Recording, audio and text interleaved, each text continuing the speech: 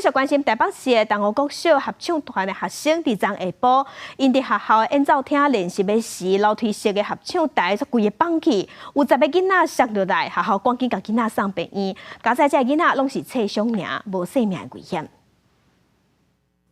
警消人员车辆停伫国小闭门前，赶紧将受伤学生送医。这件意外发生伫16拜一下昼1点外，台北市同学国小合唱团学生当伫舞台楼梯顶练习，想要到技术发生卡推倒去，造成10名学生受伤。舞台上面的三层式的那个阶梯架，学生在练习的时候，他们需要移动，所以在移动的时候就造成我们那个架子的倾斜。学校表示，为要准备18拜3的台北市音乐比赛，合唱团40名学生迄当时是徛伫高度大约60公分的合唱台架顶练习，技术因为学生排队行，造成架两边重量无平均，有10位学生为台顶摔落来，好加在学生的意识清楚，第一时间拢送医治疗。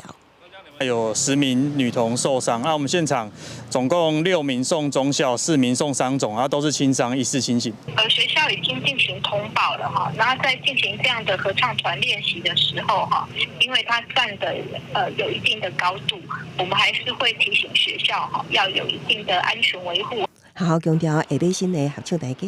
以确保学生安全。另外，来回送往北市联医中校院区治疗的学生，拢是淡薄切着伤，已经全部由家长带回收养。4位送往内湖3中的学生是撞到甲局部切着伤，目前暂时留伫急诊室观察，若无状况也会当办理出院。记者综合报道。